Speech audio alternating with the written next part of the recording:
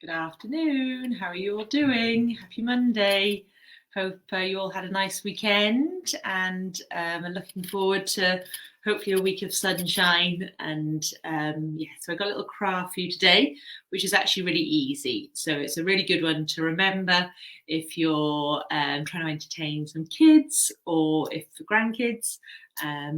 Or even if you run any clubs and you want to do something that's kind of not actually that messy, and you can make beautiful things. So I've only got a few samples here because I've done it recently with the kids. It actually came about by accident. We run these craft days for kids and we always offer 3 crafts in the same sort of theme, and we put on the poster that we would do some stamping, and then it was like the day before and we thought, oh, we'd forgotten about organising that. So we had paints, we knew we had all the stuff, we just hadn't thought about how to do them, and then the process that we used was brilliant. It was a really successful day, and now I'm going to do it all the time. So I thought I'd come on here and share it with you because, like I said, it's stuff that hopefully you have at home. It feels very much like a lockdown craft. So here's a simple example. Let me just find the stamp itself. 2 seconds. I just had it. Oh, here you go. So the stamp itself looks like that, and we were doing a fruity day with the kids, and then it came out like that. And then the kids did similar ones. I don't have all of them, but they made some grapes. I'm not entirely sure what that is, maybe a lime. They did some strawberries and some other fruit there. They even went a bit rogue and did some ice creams and stuff. So these were just the scrap fabrics that we did, but they all did them onto a plain tote bag, which worked really well, and they're really easy to get hold of. So yeah, so to get started, it's basically making your own stamp. So it's the opposite to lino, which I do quite like, because basically whatever you draw, it's going to be the thing that you're going to print, so you don't have to think about the reverse of that. So there's actually a lovely card that someone's drawn recently, and I'm going to steal the idea. So I'm going to do a little sun over some waves today, and I'm just going to tilt the camera down. Oh, actually, I'll talk to you first about what I've got in front of me, and then how you can replicate this at home. So to make the actual stamp, we're just using that standard, easy to get hold of craft foam that you can sometimes buy just a sheet of it in kind of Hobbycraft, etc., or in Home Bargains, a little pack of them. So it's quite useful for all sorts of kiddie crafts, and also super cheap, so that's good. You'll also need some sort of adhesive to glue it onto the stamp, and I'll explain a few different uses of that. I love a good old UHU glue, but if you were a bit more patient, you could use Pritt Stick as long as you left it to dry a little bit longer.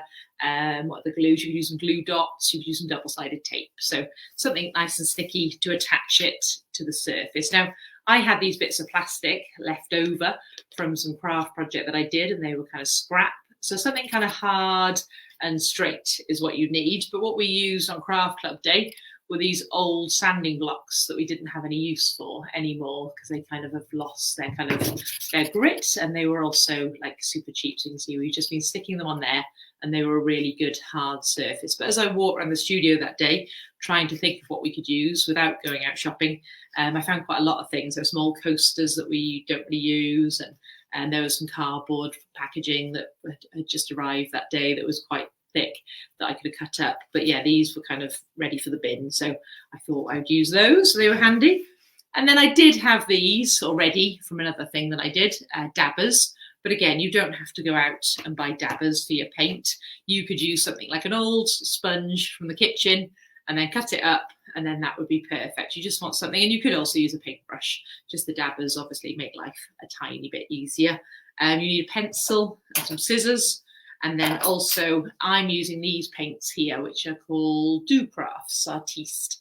And they're like an acrylic paint that seems to work on all surfaces, but obviously you might have some fabric paint at home, depending on what surface. But yeah, these work really well when we use them that day. So I'll tilt you down, and then hopefully you'll join me. Do let me know if you're there and if you have any questions. So yeah, so I've got my little picture. All right, so I know I'm going to do a little sunset scene, and I'm going to try and use a bit of scrap so I don't waste any material. I've drawn around my little block already because I don't want to obviously make it any bigger than my block, otherwise it won't work. I'm okay at drawing circles, but I wouldn't mind it being accurate. So I'm just going to use the inside of this sellotape, which is about the right size, to draw my little sun shape there. I'll use a Sharpie actually so you can see what I'm doing a little better. Here we go. So I've got my circle, and I know that it's about the right size. It's only kind of rough. It's just to help me cut it out in a moment. So obviously I've got my horizon line there, and then I'm going to have some sort of sun, some sort of rays, and then some sort of waves at the bottom, something like that. Maybe a bit more. Cool. All right, so nice and simple, a nice and simple little design there. I'll just see if any of you are there to chat to. I forgot to put it on. There you go. Hi there. Hi Sue. Hi Irene. And hi Anne. Good afternoon to you all. So yeah, like I said, hopefully you've got someone you can do this with, or you've got these materials and you can just have a little stamp. Tote bags are pretty boring. You may have some boring cushion covers or something that you want to update, or even some clothing. And like I said, it's just a nice simple process. So you could also just put it on some fabric and then use that fabric to sew and make things. So that's my felt now cut out. I'm now going to cut it in half. And then I'm going to cut out these shapes. Now I obviously want to cut it a little bit outside my lines because I want to make sure that I have some space. So I'll keep the sun the same size. That's going to go there on my little block. Let me just make my block a little bit clearer. Put my little block there. And then these, I'm going to make sure I cut out a little bit of space between each one. So that's number one. That's number two. So I cut off a little bit of the black pen.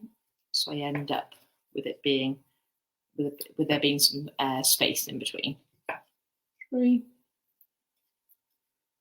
4, and 5. 5 rays of sun. Oh, sorry, that doesn't need to be. That's at the top, of course, isn't it? That's going to be at the top of the sun. Okay, so that's my stamp so far. And then I'm going to do the waves as well. Tidy up. So I'm just going to do some wobbly lines on my bottom half of my circle. Again, cutting away the black lines of the pen because I want some space in between them. So that's that there. One wave. I'll do that. I'm not actually following my lines fully. I'm just going to go a bit random, make the shapes a little bit easier for me to follow. Right there. Cut away the black lines. Make sure I can put this back together again. Go there, go there, and that one will go there. I'm going to make it a tiny bit shorter because it's not fitting perfectly on my little block. There. So you could have any theme, initials, little paw prints for doggies, all sorts of ideas. Oh, the tote bags. Someone's asked where I get the tote bags. I do buy them because I buy a few at a time. I use a website called Wardens, Wordans. And they are based in Portugal, so it takes a couple of weeks for them to come, but they're so cheap. But it's probably not that, but postage is about a tenner. But I buy like 20 at a time, so it kind of works out because they're sometimes like 80p for a tote bag, and they're lovely cotton ones. And then they also do them in loads of colours. They're often a little bit more expensive. They're about £1 if you buy them in different colours. But the natural colour ones, they're so cheap. I don't know how they do it. So that's quite good. They've got loads of nice things on there actually. If you are into crafting, or if you run a group and you need multiples of things, I'm often buying things from their website.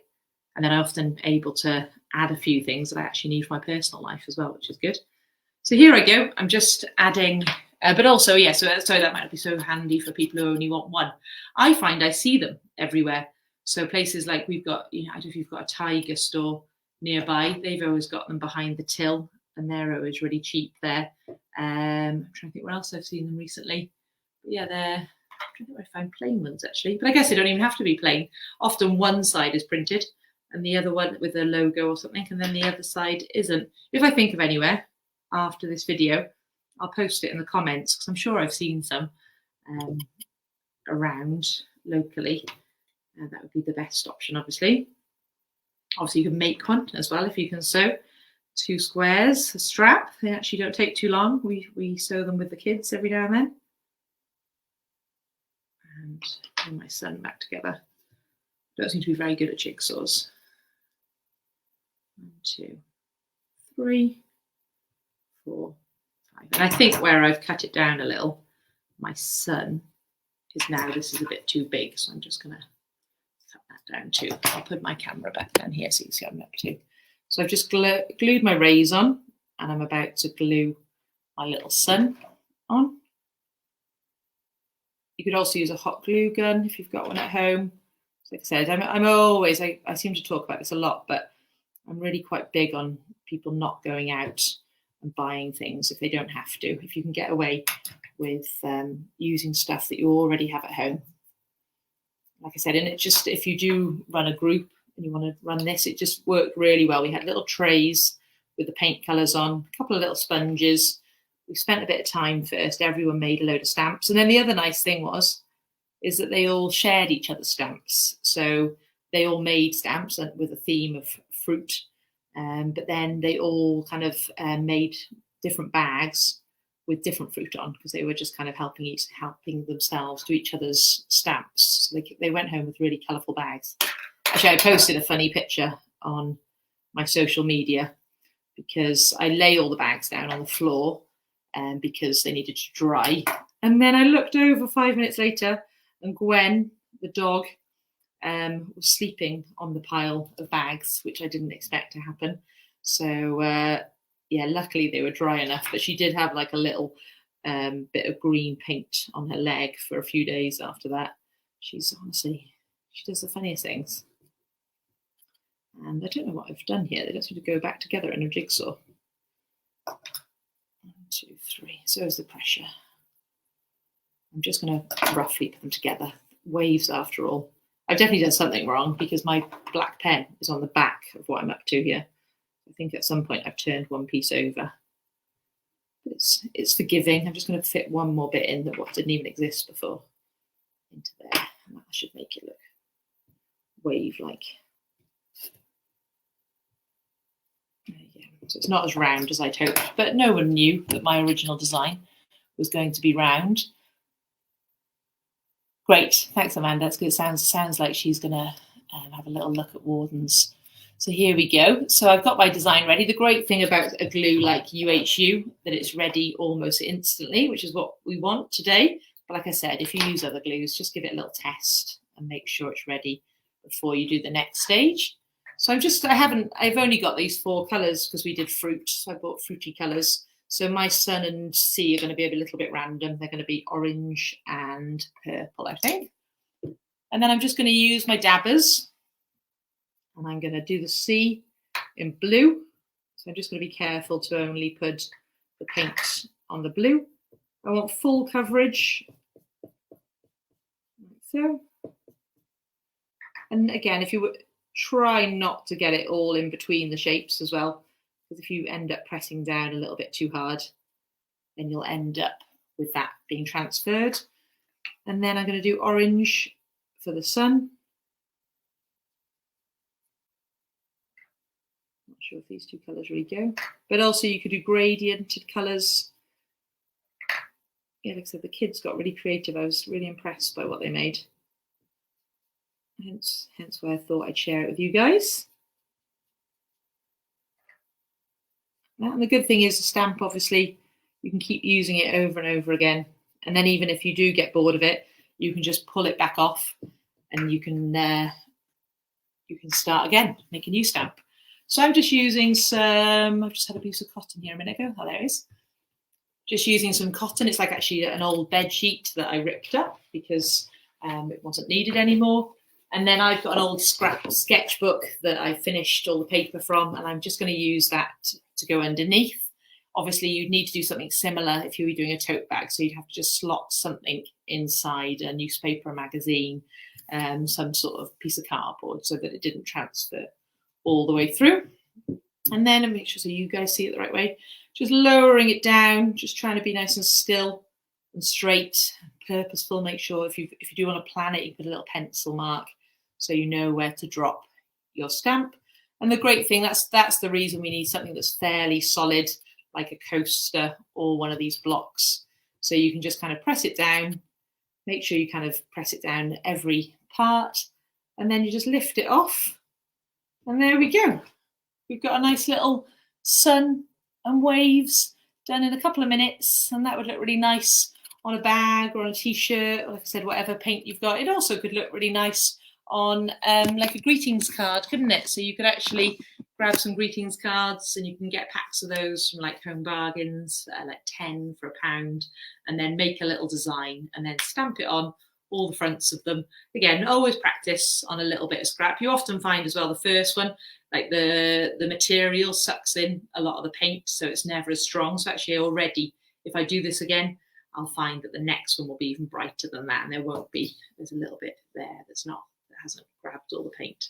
But yeah, just a super simple way of making a design and then decorating items that you might have at home already. So yeah, it'd be lovely as always to see if you have a go at this. Like I said, a great activity for the upcoming half term and Jubilee and summer holidays that are coming. So yeah, hopefully you'll get to give it a go. And then whilst I'm here, I'll mention the next virtual village haul that we'll do, or I'll do, will be granny squares. So if you haven't yet learned to crochet, have a little look on the virtual village haul search. People have said that the beginner's crochet that I did probably about a year ago now is really useful, and that they were able to crochet after it. And then what we're going to do is I'm going to show you, if you know a little bit about crochet already, I'll show you how to do a granny square. And from that, we've gone a bit mad around here. So we've been making little storage boxes that you can keep things in using your granny squares. We've been making cushions that you can decorate your home. We've been making bags that you can take to the beach or out and about. And then probably the ultimate thing, I didn't actually make this, my friend Sarah made this, is this absolutely gorgeous little cardigan. So I'll go through on session 1 on the 20th of June, I'll go through how to actually make a granny square. And then on the second one, I'll give you a little bit of an overview as to how we then figured out how to make them into products. So it'd be great if you could join us and make a few. And like I said, they do have quite a lot of potential. Fab. So yeah, have a lovely afternoon. And I hope to see you in a couple of weeks for the, or maybe next month for the granny square session. All right, take care. Bye.